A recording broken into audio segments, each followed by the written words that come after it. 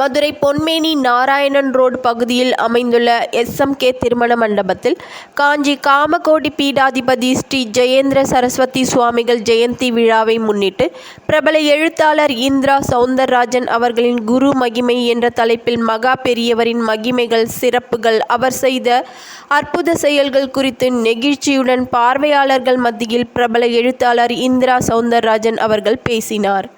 இந்த விழாவின் ஏற்பாடுகளை நெல்லை பாலு அவர்கள் செய்திருந்தார். மேலும் இவ்விழாவில் 100க்கும் மேற்பட்டோர் கலந்து கொண்டு பக்தி சொற்பொழிவை ஆர்வமுடன் கண்டுகளித்து மகா பெரியவர் ஆசி பெற்று சென்றனர். இறுதியாக பக்தி சொற்பொழிவில் கலந்து கொண்டவர்களுக்கு பிரசாதங்கள் வழங்கப்பட்டது. ஆதிசங்கரோட பராபர குருவோட ஆசீர்வாதம் இருக்கு. அதை சொல்றவாளுக்கெல்லாம் அது போய் சேர்றது. அதுக்காகத்தான் அவர் அதை பண்ணார். அதனால மடத்துல எந்த ஒரு பூஜையின் பொழுதும் குருவந்தனமாக அந்த தோடகாஷ்டகத்தை சொல்லும்போ, அந்த தோடகாஷ்டகத்தை சொல்லும் பொழுதும் தோடகரும் ஒரு குரு, அவரை துதி செய்த புண்ணியம், தோடகருக்கு அனுகிரகம் பண்ண ஆதிசங்கரையும் சேவிச்ச புண்ணியம், ஆக ஒரு ஸ்லோகம் சொல்ல போய் 2 பேரோட புண்ணியம் நமக்கு கிடைக்கிறது அப்படின்னு சொல்லி ஆதிசங்கரர் அப்படிங்கிற அந்த மகா குருவாலே நமக்கு கனகதாரா ஸ்தோத்திரம் அப்படிங்கிற ஒரு ஸ்தோத்திரமும் அது செல்வம் தரக்கூடியது. தோடகாஸ்திரம் நமக்கு கல்வி செல்வம் தரக்கூடியது. வாழ்க்கையில் இந்த 2 செல்வம் தானே நமக்கெல்லாம் ரொம்ப பெருசு. இந்த 2 ரொம்ப பக்கமா கிடையாது. 2யுமே சிரத்தையா ஒரு மண்டலம் பாராயணம் பண்ணா போற மனசுக்குள்ள குடியேறிடும். அமைதியா உட்கார்ந்து இருக்கும் பொழுது கூட மனசுக்குள்ள நாம சொல்லி ஸ்தோத்திரம் பண்ணலாம். இவர்களுக்கு அப்படி ஒரு சக்தி. இப்போ இந்த குரு மகிமையில ஆதிசங்கரர் கிட்ட இருந்து நான் ராமகிருஷ்ண பரமஹம்சர்கிட்ட வரேன். ஆதிசங்கரர் 2000 வருஷத்துக்கு முந்தி, நம்ம ராமகிருஷ்ண பரமஹம்சர் 100 வருஷத்துக்கு முந்தி. நம்ம வாழ்ந்த காலத்துல, நம்ம அப்பா அம்மா வாழ்ந்த காலத்துல வாழ்ந்தவர். அநேகமா இங்க இருக்கிற எல்லாருக்குமே ராமகிருஷ்ணரை பற்றி நிச்சயமா கேள்விப்பட்டிருப்பேன், அவருடைய படங்களை பார்த்திருப்பேன். ராமகிருஷ்ணரை பற்றி சிந்திக்கும் பொழுது அவருடைய தர்மபத்தினியான சாரதா அம்மையாரும் நம்ம நினைவுக்கு வருவார். அவருடைய தவம், அவருடைய கீர்த்தி, அவருடைய அனுகிரகத்தினால இந்த பாரத தேசம் முழுக்க ராமகிருஷ்ணா மடம், அந்த மடம் கல்வி சேவை செய்கிறது. மிகப்பெரிய சேவைகளை எல்லாம் செய்கிறது. கல்வி சேவை மட்டுமில்ல, பல அநாத இல்லங்களை நடத்துகிறது, முதியோர் இல்லங்களை நடத்துகிறது, பல கிராமங்களை தத்து எடுத்துக்கொண்டு அந்த கிராமங்களுக்கு போய் அந்த கிராம மக்களுக்கு தேவையான எல்லா உதவியும் செய்கிறது. உளுதூர்பேட்டையில ஒரு பெரிய ராமகிருஷ்ணா மடம் இருக்கு. அந்த மடம் சுற்று வட்டாரத்தில் இருக்கக்கூடிய கிராமங்களை தத்து எடுத்துக்கொண்டு அவளுக்கு உழவு செய்வதற்கு தேவையான கருவிகளை வாங்கி கொடுப்பது, அப்புறம் உழவு முறையில நவீனம் இருக்கு இல்லையா, இன்னைக்கு எப்படி பயிர் பண்ணா நல்லது அப்படிங்கிறத போதிப்பது, அவளுக்கு தேவையான சகல உதவிகளையும் செய்வது, அந்த ஊருக்கு போய் கேம்ப் போட்டு அவளை முறைப்படுத்துறது அப்படின்னு சொல்லிட்டு அந்த மடம் பல நற்காரியங்களை செய்கிறது. இன்னைக்கு பல நூற்றுக்கணக்கான சன்னியாசிகளை உருவாக்கி இருக்கிறது. கோயம்புத்தூர்ல பெருசா இருக்கு, சென்னையில இருக்கு, எல்லா ஊர்லயும் இருக்கு. ராமகிருஷ்ண மடம் இல்லாத ஊர்லயும் நம்ம ஊர்லயும் ஐயர் மக்களா போற வழியில அந்த மடம் இருந்து கொண்டு பல பெரிய சேவைகளை செய்கிறது. இது அத்தனைக்கும் மூலகர்த்தா யாருன்னு சொன்னா ராமகிருஷ்ண பரமஹம்சர். ராமகிருஷ்ண பரமஹம்சருக்கு என்ன பெரிய சிறப்பு அப்படின்னா, பல நுட்பமான கேள்விகளுக்கு அவரை போல பதில் சொன்னவர்கள் யாருமே இல்லை. இன்னைக்கு நம்ம பசங்கள்லாம் நம்ம கிட்ட சில கேள்விகள் கேட்கும் பொழுது நமக்கு என்ன பதில் சொல்றதுன்னு தெரியல. நமக்கே பல கேள்விகளுக்கு விடை தெரியாது, நெத்திக்கிட்டுக்கிறோம். அதனால என்ன பயன் அப்படின்னு கேட்டா யாருக்காவது பூர்ணமா பதில் சொல்ல தெரியுமா? நம்ம வழக்கம் அப்படிங்கிறதோட நிறுத்திடுறோம். பொண்ணா இருந்தா கட்டாயம் குங்குமம் இட்டுக்கணும், ஆணா இருந்தா விபூதி, வைஷ்ணவா இருந்தா திருமண், இதெல்லாம் நமக்கு அடையாளம். அதுக்கு தாண்டி நமக்கு ஏதாவது சொல்ல தெரியுமா? ஏன் பூனல் போட்டுக்கிறோம் கேட்டா சொல்ல தெரியுமா? எதுக்கு வகுட்டுல போட்டு வச்சுக்கிறோம் கேட்டா சொல்ல தெரியுமா? வாசல்லையே கோலம் போடுறோம் கேட்டா சொல்ல தெரியுமா? ஒரே வார்த்தை தான் சொல்லுவோம், நம்ம முன்னோர்கள் இந்த மாதிரி வாழ்ந்தா நாம அதை பண்ணிட்டு போறோம். இதெல்லாமே அழகா இருக்கு, வாசல்ல தெளிச்சு கோலம் போடுறோம், சுத்தமா இருக்கு, கலை விளங்குறது. இதை தாண்டி நமக்கு ஏதாவது தெரியுமா? ஏன்னா நம்ம முன்னோர்கள் யாரும் நம்ம வாழ்க்கையை என்ன பண்ணிட்டு இருக்கிற வாழ்க்கை சோறு சாப்பிடுறதே பெருசு. வேலை கிடைச்சி வேலைக்கு போய் வேலையில சம்பாதிச்சு குடும்பம் நடத்துறதுங்கிறதே நமக்கு ஒரு பெரிய விஷயம் ஆயிட்ட காரணத்தினால வெறும் குடும்பம் நடத்துறோமா? நம்ம சாப்பாட்டுக்கு மட்டும் இருந்தா போதுமா? பெரிய டிவி வேணும், கட்டாயமா ஏசி வேணும், 4 ஃபேன் வேணும், பங்களா வேணும், கார் வேணும், பைக் வேணும், பக்கத்து வீட்டுக்காரன் வச்சிருக்கான், எதிர் வீட்டுக்காரன் வச்சிருக்கான், நான் வைக்கலைன்னா அவன் வயசுக்க மாட்டான் அப்படின்னு சொல்லிட்டு நாம இந்த வாழ்க்கை இந்த விலை இருக்கு இல்லையா, அதுக்குள்ள விழுந்துட்டு எல்லாத்தையும் வாங்கி போட்டுட்டு இஎம்ஐ கட்ட முடியாமல் நம்ம வாழ்றது அப்படிங்கிறதே பெரும்பாடா இருக்கும் போது இதையெல்லாம் பத்தி யோசிச்சு இதையெல்லாம் பத்தி சிந்திச்சு நம்ம என்னத்தை பண்ண போறோம்? ஏதோ ஏதோ விட்டுடாம நாம இருக்கோமே அப்படின்னு சொல்லி நாம இன்னைக்கு சொல்லிக்கிறோம். ஆனால் இதை போன்ற பல கேள்விகள், இதுல பிரதானமான ஒரு பெரிய கேள்வி ஒண்ணு இருக்கு. இந்த கேள்வியை நாத்திகர்கள் பெரிய அளவில் நம்மளை பார்த்து கேட்டிருக்காங்க. அவ என்ன கேட்கிறா? கடவுள் அப்படிங்கிற ஒரு உங்களை பொறுத்த மட்டும் எல்லா இடத்துலயும் தானே இருக்கார். நம்ம அப்படிதானே சொல்றோம். அவன் தூணிலும் இருக்கிறார், துரும்பிலும் இருக்கிறார் அப்படின்னு தானே நம்ம சொல்றோம். சரி, தூண்ல இருக்கான், துரும்புல இருக்கான்னா எல்லா இடத்துலயும் தானே இருக்கான். ஆமா, நீக்கவர நிரம்பி இருக்கிறான். உன்னுள்ளும் இருக்கிறான், என்னுள்ளும் இருக்கிறான், நம்முள் இருக்கிறான். அவன் இல்லாத இடமில்லை. எல்லா மதமும் அப்படிதானே சொல்றது, நம்ம மதமும் அப்படிதானே சொல்றது. அவன் என்ன கேள்வி கேட்கிறான் தெரியுமா? அப்ப எல்லா இடத்துலயும் இருக்கான் இல்லையா, எதுக்குடா கோவிலுக்குன்னு போய் அந்த கோவிலுக்குள்ளேயும் கருவறைன்னு ஒண்ணு கிட்ட போய் அதுக்குள்ள இருக்கிற கற்சிலை தான் கடவுள்னு அப்புறம் கேட்டா நினைக்கிறேன். அப்ப அங்க மட்டும்தான் இருக்கு, மற்ற இடத்துல இல்லைங்கிற மாதிரி ஆறுதலா இல்லையா? எல்லா இடத்துலயும் இருக்குன்னு சொல்லிட்டு ஆனா நீ ஒரு குறிப்பிட்ட இடத்துக்கு தானே போற. ஊருக்கு ஊர் திருப்பதி கோயில் இருக்கு. ஆனா அந்த மலை மேல இருக்கிற திருப்பதி கோயில் இருக்கக்கூடிய அந்த சன்னதிக்குள்ள இருக்கிறவன் தான் வெங்கடாச்சலபதிங்கிற மாதிரி லட்சக்கணக்கில் போய் அங்க வெட்டி நிற்கிறீங்களே. அந்த சன்னதியில போய் அப்படியே நசிக்கிட்டு விழிச்சுட்டு உள்ள போய் ஒரு நொடி பார்த்தா போறோங்கிறியே, அப்ப அந்த இடத்துல மட்டும்தான் அவர் இருக்கார் அப்படின்றதுக்கான அர்த்தம் மாறுது. நீங்க சொல்றது ஒண்ணு, செய்யறது ஒண்ணு. ஒண்ணு, அவன் கோயிலுக்குள்ள அந்த இடத்துல மட்டும்தான் இருக்கான்னு சொல்லு, இல்ல எல்லா இடத்துலயும் இருக்கான்னு சொல்லு.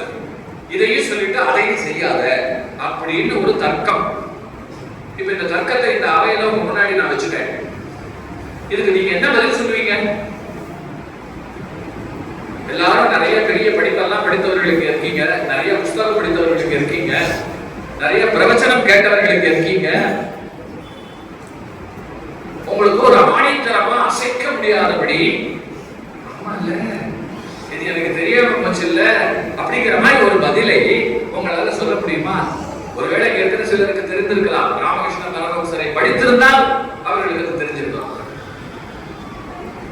ஆனா 190 பேருக்கு இப்படி கேட்டா சொல்ல தெரியாது. விரட்டாவாதம், வீணா போன வாதம், போய் வேலையை பாரு அப்படின்னு சொல்லிட்டு தாண்டி போக முயற்சி செய்வோமே தவிர அதுக்கு சரியான பதில சொல்ல மாட்டோம். இதே கேள்வியை விவேகானந்தர் ராமகிருஷ்ண பரமஹம்சர்கிட்ட கேட்கிறார். என்னிடம் இப்படி எல்லாம் கேட்கிறார்கள் குருநாதா, அவர்களுக்கு என்ன பதில் சொல்வது? ஆனால் ஒரு நல்ல பதில் இருக்கிறது, உங்களால் அதை சொல்ல முடியும்னு நான் நினைக்கிறேன் அப்படின்னு சொல்லும் பொழுது ராமகிருஷ்ண பரமஹம்சர் சொல்றார், அப்பா, பசுதான் பால் தருகிறது. அந்த பால் அதனுடைய உடம்பு முழுக்க இருக்கு. ஆனாலும் அந்த பால் நமக்கு தேவை என்றால் அதனுடைய மடி காப்பு இருக்கு இல்லையா, அதை பிடிச்சு உருவினாதான் பால் வரும். மொத்த உடம்பெங்கும் பால் இருக்குங்கிறதுக்காக மற்ற இடத்துல அது கிடைக்குமா? அது வெளிப்படுவதற்கான ஒரு இடம் ஒண்ணு இருக்கு இல்லையா, அது அந்த மடி காப்பு இல்லையா. அது போல எங்கும் நிறைந்த நிறை வெளிப்படுவதற்கு பசு படி, எப்படி பசுவுக்கு மடிக்காம்போ அது போல நமக்கு திருச்செந்தவியப்பா அவர் அங்கே வெளிப்படுகிறார் அப்படின்னு அவர் சொன்ன பதில் இருக்கு இல்லையா.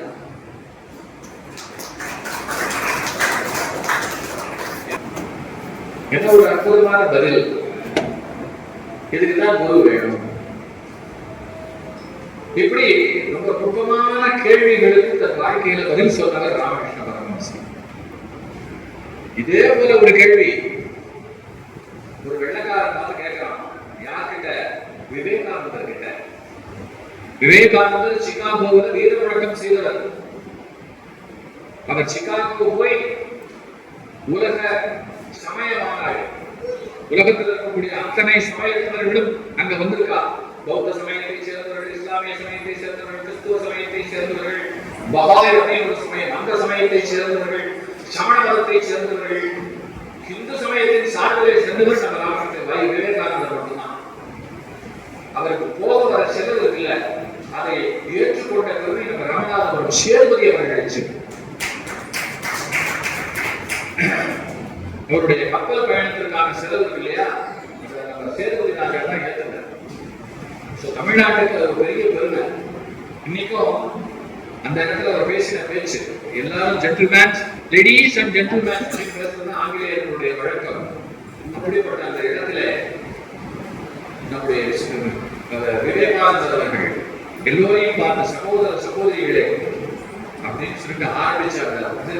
இன்னைக்கு அத்தனை பேர் இங்க இருக்கிற அத்தனை பெண்கள் எனக்கு சகோதரிகள், இங்க இருக்கிற அவ்வளவு பேர் எனக்கு சகோதரர்கள் சொல்லிட்டு நம்ம சமய சனாதனம் அப்படிங்கிறது எப்படிப்பட்டது, எல்லோரையும் உறவாக கருதக்கூடியது அப்படிங்கிற அந்த ரெண்டு வார்த்தைகளை அவர் சொல்லி ஆரம்பிச்சிருந்தார். வேற எங்கும் யாருமே அதிலேயே கவர்ந்தார். அந்த உரை, சிகாகோ உரை இன்றைக்கும் கிடைக்கிறது. அதனால அவசியம் எடுத்து படிச்சு பார்க்கலாம். எங்க போய் லைப்ரரிக்கு ஒதுக்குறதெல்லாம் தேவையில்லை. கையில செல்போன் இருக்கு, கூகுள் இருக்குன்னா கூகுள்ல போய் தட்டினாள் சிகாகோ ஸ்பீச் போட்டாலே வந்துடும். அவசியம் இதெல்லாம் நம்ம தெரிஞ்சிருக்கணும். அதுக்காக சொல்றேன். அப்படி அங்க போய் மிகப்பெரிய அளவில் பெருமையை செய்தவர். அந்த இடத்துல மலர் அவர்கிட்ட மோதுறார். பலவிதமான கேள்விகள் எல்லாம் கேட்கிறார். அதுல ஒருத்தர் கேட்கிறார், நான் ஒரு கேள்வி உங்களை பார்த்து கேட்கிறேன், யுக்தியாதான் இல்ல, என்னுடைய சந்தேகம் அதை தீர்த்து கொள்வதற்காக கேளுங்கோ, எனக்கு தெரிஞ்ச பதில சொல்றேன் அப்படிங்கிறாரு. இல்ல, இந்த உலகத்தில் இருக்கக்கூடிய அத்தனை புண்ணிய சேத்திரங்களும் இந்தியாவில் உள்ளதா? ஆனால் இந்த உலகை படைத்தவன் இறைவன். கடவுள் தான் எல்லாரையும் படைத்தான். அவன் தானே என்னையும் படைத்தான், உங்களையும் படைத்தான், இங்க இருக்கிற அவ்வளவு பேரையும் படைத்தான். ஆனா எல்லா கோவில்களும் பாரத தேசத்தில் உள்ளதா? எல்லா புண்ணிய நதிகளும் பாரத தேசத்தில் உள்ளதா? அமெரிக்கா என்ன பாவம்? இங்கேயே உங்க கடவுள் ஒரு அவதாரம் நிகழ்த்தவில்லை. இங்க ஏன் எங்களுக்கு ஒரு கோவில் இங்க இல்ல? ஏன் ஆப்பிரிக்கால இல்ல? ஏன் ஜப்பான்ல இல்ல? ஏன் பாகிஸ்தான்ல இல்ல? இப்படி எல்லா உலகத்தில் இருக்கிற நாடுகளையும் சொல்லி ஏன் இங்க இருக்கிற நதி எல்லாம் புண்ணிய நதியா இல்லை? கங்கையில குடிச்சாதான் புண்ணியம், காவேரியில குடிச்சாதான் புண்ணியம். பாரத தேசத்துல ஓடுற அவ்வளவு நதியும் புண்ணிய நதி. மற்ற நதி எல்லாம் வெறும் தண்ணி நதி. அங்க மட்டும்தான் புண்ணிய கஷேத்திரம், அங்க மட்டும்தான் எல்லாம். அங்கதான் அமரநாதம் இருக்கு, அங்கதான் பத்ரிநாதம் இருக்கு. இப்படி எல்லாம் அங்க மட்டுமே இருக்கு. நான் கேட்கிறேன், நீங்களாக எல்லாத்தையும் பண்ணி கொண்டு, நீங்களாக எல்லாரும் சேர்ந்து கொண்டு எங்களோட தான் உசத்தின்னு சொல்லி இருக்கீங்க. உண்மையில அப்படியெல்லாம் ஒண்ணும் கிடையாது அப்படின்னு நான் சொன்னா தப்பா அப்படின்னு ஒரு கேள்வி. முந்தின கேள்வியை விட இது ரொம்ப விவேகமான கேள்வி இல்லையா? இன்னைக்கு எத்தனை நாத்திகவாதி நம்மளை பார்த்து இந்த மாதிரி கேள்விகளை வைக்கிறார். கடவுள் ரொம்ப கருணை உள்ளவர் தானே? ஆமாம். அவர் நல்லவர்கள் மட்டும்தானே நிற்பார்? ஆமாம். அவர் தர்மத்தை வாழ செய்தவர் தானே? ஆமாம். அப்படி இருக்கும் பொழுது எப்படி ஒரு சாராய வியாபாரி இப்படி காலையில் போகிறார்? தப்பு பண்றவன் எப்படி இந்த ஊர்ல அவ்வளவு சௌக்கியமா இருக்கான்? நாம பார்க்க எத்தனை மகான்கள், எவ்வளவு யோக்கியமானவர்கள் கஷ்டப்படுகிறார்கள் உண்டா இல்லையா? நம்ம கண்ணதுக்க ஒரு பாவமும் செய்யாதவர் பாடாப்படுறத பாக்குறோமா? வறுமையில உழல்றத பாக்குறோமா? நமக்கே ஒரு பயம் வருது இல்லையா? பாவம், ஒரு பாவமும் அறியாது அவருக்கு போய் இப்படி ஒரு கஷ்டத்தை கடவுள் கொடுத்துட்டான். இது கூட பரவாயில்ல, எல்லாம் கொலை கொள்ளை எல்லாம் பண்ணிட்டு இருக்கான். அவ்வளவு ஜாலியா இருக்கான், சந்தோஷமா இருக்கான். வீடு வாசல் ஆயிரக்கணக்கான கோடி அடிச்சு ஊர் அடிச்சு ஒரேல போட்டு பணமா சேர்த்து வச்சுட்டு இருக்கான்.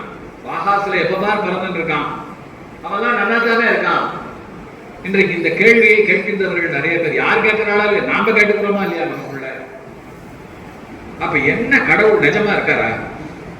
கேள்வி வந்துடுறதா? நமக்கே ஒரு டவுட் வந்துடுறதா? அதை மீறி நாம சேவிக்கிறதெல்லாம் ஒருவேளை இருந்து தொலைச்சி நாம சேவிக்காம விட்டு ஏற்கனவே பண்ண பாவத்துக்கு தான் இப்ப அனுபவிக்கிறோம். இப்ப இந்த பாவம் வேற சேர்த்துக்கிறதுக்கா அப்படின்னு சொல்லிட்டு நாம ஒருவேளை பயத்தினால, பெரியாழ்வார் சொல்லுவாரு, அப்போதைக்கு இப்போதையே சொல்லி வைத்தேன் அப்படின்னு சொல்லிட்டு நாம ஒரு வாழ்க்கை கண்ணத்துல போட்டு வச்சுப்போம். அப்பப்ப இந்த மாதிரி கேள்விகளையும் கேட்டுப்போம். நம்ம மதம் இந்த சுதந்திரத்தை தந்திருக்கிறது. அதான் நம்ம சனாதனத்தில் இருக்கக்கூடிய ஒரு பெரிய சிறப்பு. எத்தனை பக்தர்களுக்குள்ள இந்த கேள்வி வந்துட்டு போகுது, நமக்கெல்லாம் ஒரு கஷ்டம் வரும்போது இல்லையா? இப்படி ஒரு கேள்வி, இந்த கேள்வி விவேகானந்தர் கிட்ட வெள்ளக்காரர் கேட்கிறான். இதுக்கு வெள்ளக்காரர் என்ன பதில் சொல்லுங்க? விவேகானந்தர் என்ன பதில் சொல்லி இருப்பார்? ரொம்ப அழகா சொன்னார். ஒரு வீடு இருக்கிறது.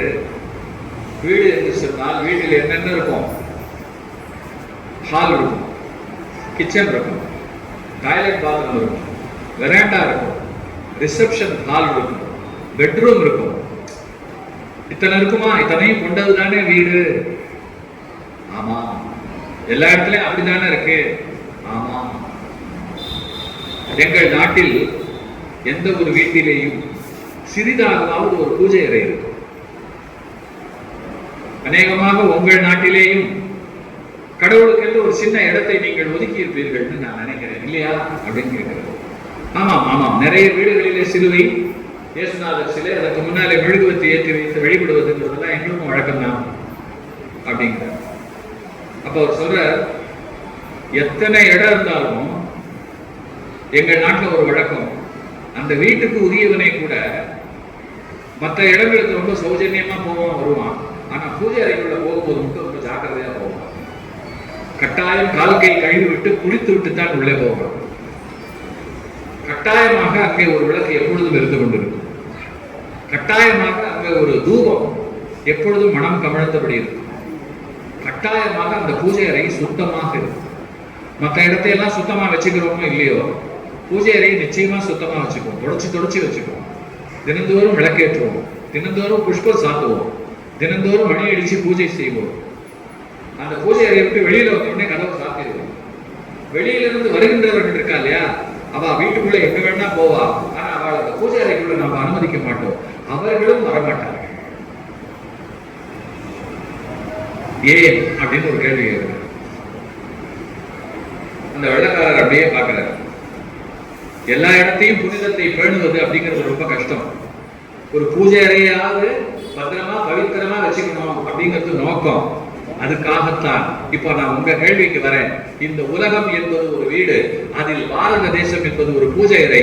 அதனாலதான் அங்க இருக்கிற எல்லாமே புனிதம்.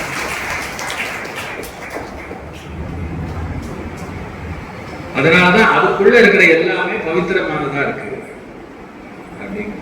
அப்ப பாருங்க, எப்பேற்பட்ட விளக்கம், என்ன அற்புதமான விளக்கம் இல்லையா? இதுக்குதான் குரு வேணும், இதுக்குத்தான் திருவருள் வேணும். இந்த குரு ராமகிருஷ்ண பரமஹம்சர் இருக்கார் இல்லையா, இவருடைய வாழ்க்கையில ஒரு அனுகிரகமான ஒரு சம்பவம். இந்த இடத்துல குருநாதர்களுக்கு வருகின்ற துன்பத்தையும் நான் சொல்லணும். ராமகிருஷ்ண பரமஹம்சர் புற்றுநோயால் பாதிக்கப்பட்டு இந்த இடத்துல கட்டி ஒன்று கண்டங்கழுத்துல. அதே போல ரமணருக்கும் கட்டி ஒன்று. அதே போல யோகி ராமசுரத்குமாருக்கும் புற்றுநோய். மிகப்பெரிய மகான்களுக்கெல்லாம் உயிர்கொல்லி நோயே வந்தது. அப்ப அதை கேள்விப்படும்போது என்ன தெரியும்? ஊருக்கெல்லாம் அனுகிரகம் பண்ணவர்களுக்கு தங்களை காப்பாத்திக்க தெரியல, தங்களை அவர்கள் வைத்து அப்படின்னு தோணும் எல்லாருக்கும். ஆனா இதுக்கு பின்னாடி சூட்சமமான பதில் இருக்கு. அவர்கள் என்ன செய்வார்கள் அப்படின்னா, அவர்கள் கர்மத்தை வாங்கிக் கொள்ள முடிந்தவர். ஒரு மகானை நாம சந்திக்கணும்னா விதியில இடம் இருக்கணும், தெரிஞ்சுக்கோ. உங்க விதியில இடம் இருந்தால்தான் அந்த தரிசனம் நடக்கும். பூர்வ ஜென்ம சம்பந்தம்னா அதுக்கு பின்னால உண்டு. இல்ல நான் உங்க பக்கத்திலேயே உட்கார்ந்து இருப்பார், திரும்பி கூட பார்க்க மாட்டீங்க. ஏன்னா மகான் தரிசனம் அப்படிங்கிறதும் குரு தரிசனம் அப்படிங்கிறதும் கோடி புண்ணியத்திற்கு சமமான ஒன்று. நமக்கே அப்படின்னு அவளுக்கு தெரியும். மகாபிரிவா உட்கார்ந்துட்டு எல்லாரும் தீர்த்தம் கொடுத்துட்டு இருக்கும்போது ஒருத்தர் வர வரிசையில அப்படியே நெளிஞ்சுண்டு வர, வைத்த வலி கூட காயெல்லாம் தாங்கிட்டு வர. என்ன அப்படின்னு கேட்கிறார். வலி எல்லா டாக்டர்ட்டையும் காமிச்சாச்சு, எல்லா மருந்தும் சாப்பிட்டாச்சு, போவேனாங்கிறது தாங்காம தற்கொலை பண்ணிக்கிறதுக்கு போயிட்டான். நாங்க தான் பிடிச்சி இழுத்தோம். உங்களை பார்த்தா எல்லாம் சரியாயிடும்னு எல்லாரும் சொன்னா, உங்க பார்வைப்பட்டா சரியா போயிடும்னு சொன்னா கூட்டின்னு வந்திருக்கோம். என்ன பாவத்தை எப்ப பண்ணானோ தெரியல, இப்படி வந்து அவஸ்தப்படுறோம் அப்படின்னு பெரியவா அப்படியே உத்து பார்த்தார். அப்பவே அவருக்கு தெரிஞ்சிடுது, எப்போ நேருக்கு நேர் இந்த மாதிரி ஒருத்தர் வந்து பேசி சந்தர்ப்பம் இருக்கோ அப்ப ஏதோ சம்பந்தம் இருக்கு. கணக்கு இல்லைன்னா சந்திப்பு இல்லை. பூர்வ ஜென்மத்துல அவருக்கு இவருக்கு ஏதோ சம்பந்தம், அவர்கிட்ட இருந்து இவர் வாங்கிட்டு இருக்கார், இப்ப திருப்பி கொடுக்கணும், அதுக்கு தான் அவன் வந்திருக்கான். இந்த டியூ இருந்ததுன்னா அடுத்த ஜென்மா கட்டாயமா வரும். கணக்க பூரா செட்டில் பண்ணாதான் திரும்ப பிறக்காத ஒரு சூழ்நிலை. இது ஞானிகளுக்கு பின்னால் இருக்கக்கூடிய மிக சூட்சமமான உண்மை. பக்கத்துல ஒரு ஆரஞ்சு பழம் இருந்தது, அதை எடுத்து அப்படியே உரிச்சார். சொல்லு, ரொம்ப வலிக்கிறதா அப்படின்னு கேட்டுட்டே உரிச்சார். உரிச்சிட்டு ஒவ்வொரு சொலையா எடுத்து கையில கொடுத்து சாப்பிடுங்க. என்னடா வலிக்கிறதுன்னு சொல்றோம், நெளிஞ்சுன்னு இருக்கோம், ஒரு பாட்டு சொலையை கொடுத்து சாப்பிட சொல்றாரு அப்படின்னு ஒரு கேள்வி. இருந்தாலும் பெரியவா கொடுத்தா பெரிய பொருள் இருக்கும்னு ஒரு நம்பிக்கை. அந்த பழத்தை வாயில போட்டுக்கோ சாப்பிடு அப்படின்னு சாப்பிட்டான். ஒவ்வொரு சுளையா கொடுக்க சாப்பிட்டான். சாப்பிட்டு முடித்த சிறிது நேரத்திலேயே வலி நின்று. இப்ப எப்படி இருக்கு அப்படின்னா, பெரியவா ரொம்ப இதா இருக்கு, கொஞ்சம் கூட வலிக்கல அப்படின்னா, இனிமே எப்பவும் வலிக்காது போ அப்படின்னா போயிட்டான். பெரியவர் எழுந்து போய் உள்ள போய் சுருண்டு கொடுத்துட்டார். இந்த வலி அப்படியே அவர் வந்துட்டு கூட இருக்கிற சீடர் கிட்ட போய், என்ன பிரிவா அது, நீங்க அவர்கிட்ட வாங்கிட்ட மாதிரி தெரியறது, இப்படி எல்லாம் வாங்கிக்க முடியுமா அப்படின்னு போது, அதாண்டா கணக்கு, நான் கொஞ்சம் படணும்னு இருக்கு, அவனுக்கு பல வருஷம் தான் எனக்கு சில நாள் அப்படின்னு சொல்லி அந்த அவஸ்தையை பட்டு அதுல இருந்து தான் வெளியில வர்றார். அப்ப ஞானிகள் நினைத்தால் நம் கர்மங்களை வாங்கிக் கொள்ள முடியும், நமக்கு கர்ம விடுதலை தர முடியும், நம் பாவங்களை போக்க முடியும், நமக்கு நல்வழி காட்ட முடியும். அப்படிங்கிறதுக்கு பெரியவா வாழ்க்கையில ஆயிரக்கணக்கான சம்பவம். தினந்தோறும் புதிய யுகத்துல காத்தால பேசுறேன், இந்த மாதிரி சம்பவங்களை நான் நிறைய சொல்லிட்டு வரேன். இங்க ராமகிருஷ்ண பரமஹம்சர்கிட்ட வரேன், அவரும் இப்படி வாங்கிட்டுதான் இந்த கர்மம். அவர்கள் ஒரு பொழுதும் அந்த கர்மத்தை எண்ணி வருந்தியதில்லை. ஞாபகம் வச்சுக்கோங்க. ஐயோ எனக்கு வந்துவிட்டே நினைச்சதே இல்லை, சந்தோஷமா வாங்கிட்டான். ரமணர் இதேதான்.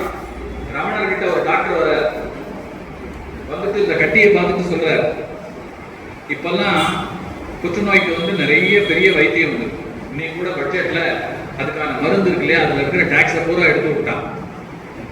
இன்னைக்கு வந்து முதல் 2-3 ஸ்டேஜில் இருக்கிறவங்களை எல்லாம் சர்வ சாதாரணமா காப்பாத்திடுறாங்க. இந்த சினிமாக்கார என்ன பண்ணிருக்காங்கன்னா பயமுறுத்தி வச்சிருக்காங்க, அது வந்துட்டாலே செலுத்திடுவா அப்படிங்கிற மாதிரி அதையெல்லாம் இப்ப உடச்சி துக்குநூறு ஆகிட்டா. இன்னைக்கு சர்வைவர்ஸ் நிறைய பேர், கிரிக்கெட் வீரர் யுவராஜ் எல்லாம் அதுல இருந்து மீண்டு அதுக்கப்புறம் பல மேட்ச் ஆடி இன்னைக்கு வந்து ஆரோக்கியமா இருக்காங்க. இன்னைக்கு வளர்ச்சி. ஆனா 75-80 வருஷத்துக்கு முன்னாடி பெருசா மருந்தெல்லாம் வரல. அப்ப அறுவை சிகிச்சை பண்ணுவா, அதை அகற்றுவா, திரும்ப வளரும், திரும்ப அகற்றுவா, வலியோட தான் இருக்கணும். ரமணர்கிட்ட டாக்டர் வந்து சொல்றார், உங்களுக்கு வந்துருச்சோ நான் அறுவை சிகிச்சை பண்ணி உங்களை ஓரளவுக்கு குணப்படுத்துறேன் அப்படின்னும் போது, இந்த கட்டி இருக்கு இல்லையா, அது அப்படி புடைச்சில் இருக்கு. அது அவர் என்ன சொல்றாரு தெரியுமா, என்னுள் ஒரு சிவலிங்கம் எழுப்பி இருக்கு, அதை போய் அறுக்கிறேன் அப்படின்னு. நாம அதை வியாதிங்கிறோம், அவர் அதை எப்படி பாக்குறாருன்னா சிவலிங்கமா பாக்குறாரு. நான் கோவிலுக்கே போக தேவையில்லை, என் தோழிலே வந்து உட்கார்ந்துட்டு இருக்கான், அதை போய் அறுக்கிறேங்கிறியே அப்படிங்கிற. சரி அரு அப்படிங்கிறார். அறுக்கணும்னா மயக்க ஊசி போடணும், அப்படியே அறுக்க முடியுமா அப்படின்னு போது, இல்லை நீ சும்மா அரு அப்படிங்கிற. ஐயோ வலி தாங்காம கத்துவீங்க அப்படின்னும் போது அவர் சொல்றாரு, வலி எங்க இருந்து வருதுன்னு கேட்க, எனக்குள்ள இருந்து தானே, இந்த உடம்புக்குள்ள இருந்து தானே. இந்த உடம்புக்குள்ள சந்தோஷம் வரும்போது நான் ஒத்துக்கிறேன், நான் அதை கேள்வியே கேட்கறது இல்லை. தூக்கம் வரும்போது நான் ரொம்ப சந்தோஷமா ஒத்துக்கிறேன். வலி வரும்போது மட்டும் நான் ஏன்டா கத்தணும்? அதுவும் இந்த உடம்பை சேர்த்தது தானே. ஒரு சன்னியாசி எல்லாத்தையும் சமமா நினைக்கணும் இல்லையா? அப்ப நான் இந்த வலியையும் சமமா நினைக்கணும். இல்ல தாங்கிக்க முடிஞ்ச வலியா இருந்தா பரவாயில்ல, தாங்கிக்க முடியாது, மயக்கம் போட்டுருவீங்க. போட்டு போறேன் பாட்டு பாடி மயங்கிறது தானா? வலிச்சு மயங்கட்டும், மருந்து கொடுத்து வலி தெரியாம இந்த மூளையை ஏமாத்தி நான் என்ன நானே ஏமாத்திக்குவா? அந்த இடத்துல ஒரு வார்த்தை சொல்ற, வலிதான் வலிமை அப்படிங்கிற. கொஞ்சம் நம்ம யோசிப்போமா? ஒரு முள்ளு குத்திடுத்து, நம்ம மொழிபெயர்ப்பே எப்படி? நாம தான் முழு மேல கால் வச்சோம், நம்ம தான் அது குத்தும். ஆனா நம்ம சொல்லும் போது எப்படி சொல்லுவோம்? முள்ளு வந்து குத்திடுத்து, என்னமோ அது நம்ம காலை தேடி வந்து குத்தின மாதிரி நாம சொல்லுவோம். சாதாரண தலைவலிக்கு என்ன அலட்டணும் இருக்கிற அத்தனை தைரியம் போனது வந்ததெல்லாம். இந்த உடம்பை நம்ம எப்பொழுதுமே சுக கேந்திரமா தானே வச்சுட்டு இருக்கோம். ஆனா மகான்கள் ரிஷிகள் எப்படி நினைச்சாங்கிறது ரமணர் வாழ்க்கையில இது ஒரு பெரிய உதாரணம். அப்ப அவளுக்கு ஒரு வியாதி, அவளுக்கு ஒரு கஷ்டம் அப்படின்னா அது அவள் கர்மத்தால் அல்ல, பக்தர்கள் கொண்டு போய் கொட்டினதுனால. ராமகிருஷ்ண பரமஹம்சருக்கும் அப்படித்தான். அதனால அவருடைய சீடர்கள்லாம் என்ன பண்ணா தெரியுமா? வர்றவாள்லாம் காலில் விழுந்து அழுது தங்களோட கொடுத்துட்டு போயிடுறா. இங்க இவர் ரொம்ப கஷ்டப்படுறார். இனிமே யாரும் எக்காரணத்தை கொண்டும் ராமகிருஷ்ண பரமஹம்சருடைய காலை தொட்டு விடக்கூடாது. அவரை நாம இனிமே பொது தரிசனத்துக்கு கொண்டு வந்து உட்கார வச்சா கால் வெளியில தெரியக்கூடாது. 3 பேர் அப்படி முன்னாடி நின்னுக்கணும். அப்படியே நின்று சேவிச்சுட்டு போ. நம்ம குரு நமக்கு வேணும், நம்ம அவரை காப்பாற்றணும், பட்டதெல்லாம் போதும் அப்படின்னு அவளுக்குள்ள ஒரு தீர்மானம். அன்னைக்கு அவர் அந்த மாதிரி உட்கார்ந்து தரிசனம் கொடுத்து கொண்டிருக்கும் பொழுது ஒரு நாடக நடிகை, ராமாயண நாடகத்துல சீதையா நடிச்சவர், அந்த அம்மா பரமஹம்சரை சேவிக்கிறதுக்கு வர. அவள் முகத்துல அப்படியே ஒரு சோகம். ராமகிருஷ்ண பரமஹம்சர் அந்த நாடகத்தை பார்த்திருக்காரு, அதுல அவளை சீதையாவே பார்த்திருக்காரு. அதனால அந்த பெண்ணை பார்த்த மாத்திரத்துல வாமா சீதா அப்படிங்கிறார். நீ சீதையா நடிக்கல, சீதையா வாழ்ந்த அப்படிங்கிற. அந்த அம்மாவுக்கு ரொம்ப சந்தோஷம், ஆனாலும் அழறா. என்ன அப்படின்னு, உங்கள் கண்களுக்கு சீதையாக தெரிகிறனா, சிலர் கண்களுக்கு வெறும் சதையாகத்தான் தெரிகிறேன் அப்படின்னு. உங்களுக்கு புரிஞ்சிருக்கும்னு நினைக்கிறேன். பல பணக்காரர்கள் அவளை கூப்பிடுறாங்க, என் வீட்டுக்கு வா, என்ன சந்தோஷப்படுத்து அப்படிங்கிற. நடிகை தானே, மலிவா அணுகிறா. போய் இப்படி ஒரு நிலைமைக்கு ஆளாயிட்டோமே அப்படின்னு அவ வருத்தப்படுறான். எனக்கு இதுல இருந்து விமோச்சனம் வேணும், என்ன பாவம் செய்தேனோ நான் இப்படி ஆயிட்டேன் அப்படின்னு வருத்தப்படுறான். அப்ப என்ன பண்றா? நமக்கு விமோச்சனத்தை ஒரு குருவால தான் தர முடியும் அப்படின்னு சொல்லிட்டு இவரை தேடி வரா.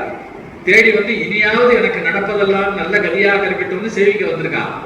காலில் விழுந்து தனக்கு ஒரு விமோச்சனம் வேணும்னு நினைச்சு வந்தா, சீடர்கள் முன்னால தடுத்துட்டு இருக்கா. அவரை உட்கார வச்சு நடுவில் தடுப்பு போட்டிருக்கா, காலே தெரியல. ராமகிருஷ்ண பரமஹம்சர் வாழ்க்கையில நிகழ்ந்த சம்பவம். அவ என்ன பண்ணா? இதுக்கெல்லாம் அஞ்சல. அவர்களை பிடித்து தள்ளிட்டு அந்த முன்னாடி துணி இருக்கு இல்லையா, அதை விலக்கிண்டு உள்ள பூந்து அவருடைய பாதார விந்தங்கள் இருக்குல்ல, அதை கெட்டியா பிடிச்சிட்டு அனுகிரகம் அனுகிரகம் அனுகிரகம். ஏன்னா அது ஒண்ணுதான் அவளை மீட்டெடுக்கும். அப்ப மகான்களுடைய திருவடி இருக்குல்ல, அது எவ்வளவு பெருசு. அந்த திருவடி தூசு இருக்கு இல்லையா, அது எத்தனை பெருசு. அப்படி பார்த்தா நம்ம மகா பெரியவர் இருக்காரு இல்லையா, அவர் அணிந்திருந்த பாத ரட்சைகள் ஆயிரக்கணக்கான ரட்சைகள் அவர் அணிஞ்சிருக்கார். இன்னைக்கும் ஆயிரக்கணக்கான வீடுகளில் அவருடைய பாதரட்சைகள் பூஜிக்கப்பட்டது. பாதரட்சை இருக்குன்னா அவர் இருக்கார். பாதரட்சை வடிவில் அவர்கள் இருக்கிறார். அந்த பாதரட்சைக்கு ஏன் பாதரட்சைக்கு அவ்வளவு சிறப்பு? எத்தனையோ அணி இருக்கு. கழுத்துல போட்டுக்கிறது இருக்கு, காலில் போட்டுக்கிறது இருக்கு, தலையில போட்டுக்கிறது இருக்கு, எத்தனையோ இருக்கு. ஆனா காலில் கிடக்கிற செருப்புக்கு இவ்வளவு மதிப்பா அப்படின்னு சொன்னா, உலகத்துல இந்த உடல் உறுப்புகளிலேயே கண் இல்லாம வாழ்ந்துடலாம், வாய் பேச முடியாம வாழ்ந்துடலாம், காது கேட்காமல் வாழ்ந்துடலாம். கையில்லாமல் கூட நாம் ஒரு மாதிரி வாழ்ந்துள்ளோம். கால் இல்லாமல் போனால் இந்த உலகம் எவ்வளவு பெருசு. ஆனால் உங்கள் இருப்பிடம் 5க்கு 5 அடி இடம் தான். அடுத்த படுக்கையா கிடக்கும். இந்த உலகத்தை பார்க்க முடியாது, எங்கேயும் போக முடியாது. வெளியில போறதை விடுங்க, ஒரு டாய்லெட் பாத்ரூம் போகணும், உங்களுக்கு அடுத்ததா தயவு இல்லாம பண்ண முடியாது. அப்போ உடல் உறுப்புகளில் மிக பிரதானமானது, மிக உன்னதமானது, மிக மேலானது கால். இந்த உலகத்திலேயே கால் தான் வசதி, கால் தான் எல்லாத்தையும் தாங்கிறது அப்படிங்கறத நம்ம மொழியும் சொல்லுகிறது. மொழியில எழுத்துல கால் வாங்குறதுன்னு ஒண்ணு உண்டு. கல் அப்படின்னா படி, கல்லுக்கு பக்கத்துல காக்கு பக்கத்துல ஒரு கா வந்து துணை எழுத்து வந்துருக்குன்னா கால் எழுத்து நிற்கிறது. வனம், வனத்துக்கு பக்கத்துல வாவனாக்கு பக்கத்துல கால் எழுதுன்னா வான் எழுந்து நிற்கிறது. தமிழ் எழுத்து எவ்வளவு சிறப்பு பாருங்க. கால் வாங்குறதுன்னு சொல்றோம் இல்லையா, காலால தான் ஒருத்தன் நிற்க முடியும். அதுதான் ரொம்ப வசதி. அதனாலதான் உலகத்தில் எந்த மதத்திலேயும் காலில் விழுந்து வணங்குகிற கலாச்சாரம் கிடையாது. நம்ம மதத்துல மட்டும்தான் குருவோட கால், பெற்றோர்களோட கால், பெரியவர்களோட கால், மிக உன்னதமானவர்களுடைய கால், இதெல்லாம் ரொம்ப வசதி. அது சாதாரணமா நினைக்காத. அது அவர்களை தாங்கி நிற்பதை போல அவர்களுடைய அருள் உன்னை தாங்கி நிற்கும் அப்படிங்கறத உணர்த்துறதுக்கு தான் சின்ன வயசுலயே விழுந்து சேவிக்க கற்றுக் கொடுத்தார்கள். அந்த கால் பெருசு அப்படிங்கறத நம்ம மனசுல பதிய வைத்தார்கள். அதனாலதான் ராமாயணத்துல ராமனுடைய பாத சுவடுகள் பொருள் இருக்கு இல்லையா, அதை கேட்டு பெற்று அதை சிம்மாசனத்தில் வைத்து பரதன் ஆட்சி செய்தார். வேற எங்கேயும் இந்த மாதிரி ஒரு உதாரணத்தை நீங்கள் பார்க்க முடியாது. மகான்களுடைய பாதரட்சைங்கிறது அதுல அவா இருக்கு, அவளோட ஜீவ அம்சம் இருக்கு. அதனாலதான் பெரியவா என்ன பண்ணாங்கன்னா, பெரியவா கிட்ட நிறைய பேர் என்ன பண்ணுவா, பாதரட்சையை செய்து எடுத்துக்கொண்டு வருவாங்க. அவரோட அனுகிரகம் இன்னைக்கு எங்களுக்கு வேணும் அப்படின்னா அவருக்கு ஒரு குறுக்கு வழி எடுத்துட்டு வந்து வரிசையில நின்று போட்டு போகணும். அவர் அதை போட்டுப்பார், கொஞ்ச நாளை போட்டு இருந்துட்டு அதுக்கப்புறம் கொடுத்துருவார். அவர் யாருக்கு வேணா கொடுப்பார். அவர் காலில் ரட்சை போட்டு இருக்கும்போது சுத்தி ஒரு கூட்டம் அப்படின்னு எனக்கு தரமாட்டாரா, எனக்கு தரமாட்டாரா அப்படின்னு மொய்ப்பா. இந்த பாதரட்சைக்கு பின்னாடி சிலிர்க்கிற ஒரு சம்பவம் உண்டு. காஞ்சி மடத்துக்கு வெளியில ஒரு பூக்காரம்மா, மடத்துக்கு வர்றவாட்டெல்லாம் பூ விற்கிறவர். சொல்ல போனா பெரியவாளால அவளுக்கு நல்ல அமோகமான வியாபாரம். அவளும் ரொம்ப லாபம்லாம் பார்க்க மாட்டான். பெரியவாளுக்குன்னு கேட்டா அள்ளி அள்ளி கொடுத்துருவா. கொடுத்துட்டு போ சாமி சும்மா தான் உட்கார்ந்துருக்கு போ அப்படின்னு ரொம்ப உரிமை எடுத்துப்பா. அங்கேயே இருக்கிற அவளுக்கு எவ்வளவு பக்தி இருக்கும். சமயத்துல யாரும் இல்லாதப்ப அப்படியே உள்ள வருவா. பெரியவாட்டெல்லாம் பேசுவார். என்ன வியாபாரம் எப்படி இருக்கு, சௌக்கியமா இருக்கியா அப்படின்னு கேட்பாரு.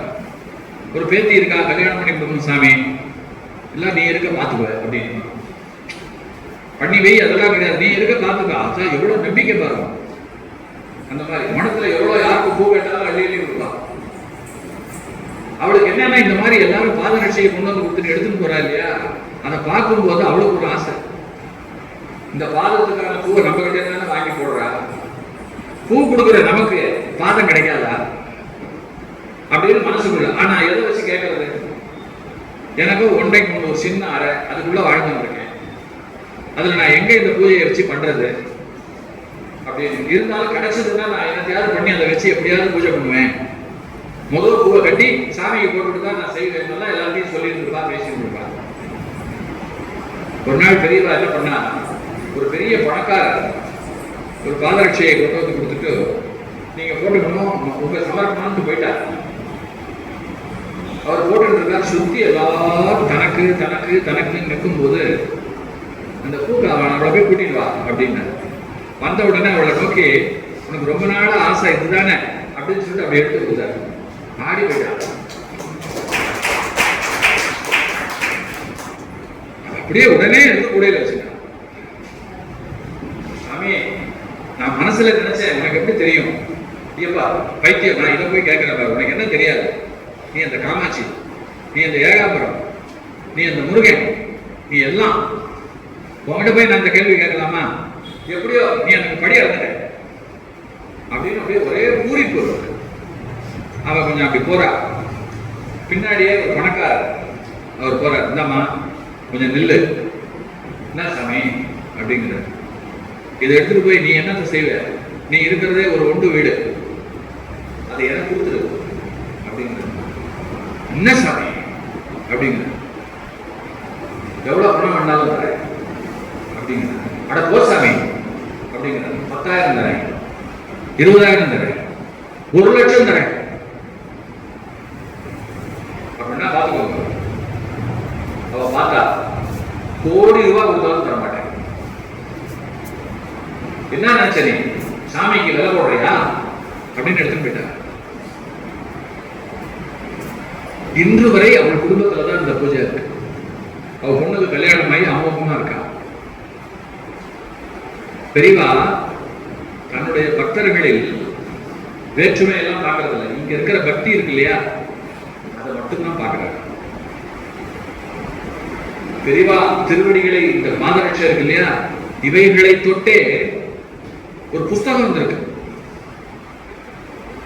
எத்தனை பேர் வீட்டுல பெரியவாளோட பாதரட்சை இருக்கு, அந்த பாதரட்சைகள் அவளுக்கு எப்படி கிடைச்சது, அது கிடைத்த விதத்திற்கு பின்னால் ஒரு அபூர்வமான சம்பவம். இன்னைக்கும் அந்த குடும்பத்துல பரம்பரையா பெரியவாளே தங்களோட இருக்கிறதா நினைச்சு அதை கொண்டாடி வழிபடுவது அப்படிங்கறது வச்சு ஒரு புஸ்தகம் ஒருத்தர் எழுதியிருக்கார். அது வெளியாகி இருக்கு. அதுல கிட்டத்தட்ட 50 பேர் முகவரியோடு அவர்கள் வீட்டுல அவளை போய் நேரில் பார்த்து எங்களுக்கு இது எப்படி கிடைச்சது அப்படிங்கறத அவ சொல்லி அந்த சம்பவங்கள் எல்லாம் அதில் விவரித்திருக்கு. நான் அந்த 50 பேருக்கும் எப்படி கிடைச்சதுங்கிறத புதுயுகத்துல தொலைக்காட்சியில பேசும்போது அந்த அனுபவங்களை எல்லாம் நான் சொல்லியிருக்கேன்.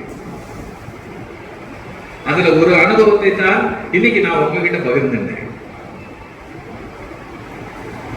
இப்படி குருநாதர்களை தொட்டு சிந்திக்க ஆரம்பித்தால் சொல்லிட்டே போகலாம். ஒவ்வொரு குருநாதர்கிட்டையும் ஒரு பெரிய மகத்தான சிறப்பு, ஒரு மகத்தான பெருமை. கடவுள் மனித வடிவத்திலே, குருநாதர்கள் வடிவத்திலே நடமாடி நமக்கு என்ன அனுகிரகம் பண்ணணுமோ பண்றான். நாம கடவுளை புரிஞ்சிட்டு அவனை அடைய நினைக்கிறதுங்கிறது ஒரு எறும்பு இமயமலை ஏறத்துக்கு முயற்சி செய்யற மாதிரி நடக்கிற காரியமா. வாழ்நாள் பூரா முயற்சி செய்தாலும் ஒரு 100 அடி ஏறி இருக்க மாட்டோம். அதுவே நாம ஒரு குருவை சரண் புகுந்து விட்டால் அவர் என்ன பண்ணிடுவார், சுலபமா கொண்டு போய் அந்த மலை மேல நம்மளை கொண்டு போய் வச்சிருவார். அதனாலதான் நம்ம சமயத்துல குரு வழிபாடு, குரு வந்தனம் அப்படிங்கிறதுல ரொம்ப பெருசு. குரு காட்டின வழியில போறது, அவருடைய கருத்துக்களை கேட்டு அதன்படி நடப்பது அப்படிங்கிறதெல்லாம். அந்த வகையில் இன்னைக்கு நம்ம ஜெயேந்திர பெரியவா அப்படிங்கிற அந்த குருநாதரை தொட்டு இன்னைக்கு பல குருநாதர்களை உங்கள் முன்னால எனக்கு சிந்திக்கிறதுக்கு ஒரு நல்ல வாய்ப்பு.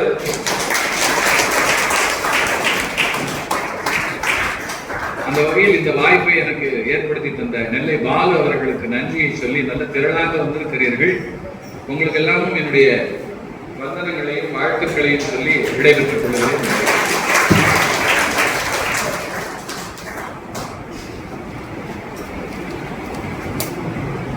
இன்றைக்கு ஜெயேந்திர சரஸ்வதி சுவாமியுடைய 90வது ஜெயந்தி விழாவை முன்னிட்டு குரு மகிமை என்ற தலைப்பில் மும்பை சண்முகானந்தா மகாலில் இவருடைய பேச்சை முழுமையாக கேட்டு என்னை ஆசீர்வாதம் செய்ததை தொட்டு பல்வேறு நிகழ்வுகளை சேலத்தில் இவர் ஆரம்பித்த இயக்கத்திற்கு பெரியவா வந்து இளைஞர்களோடு இணைந்த அந்த நிகழ்விலே அவர் பங்கேற்ற வைபவத்தை எல்லாம் ரொம்ப அற்புதமாக பேசினார். நல்ல ஒரு பலமான ஒரு கைத்தட்டல் கொடுத்து அவர் இன்னும் பல்வேறு சிறப்புகளை பெற வேண்டும் என்று எல்லாம் இறைவனிடத்தில் பிரார்த்தனை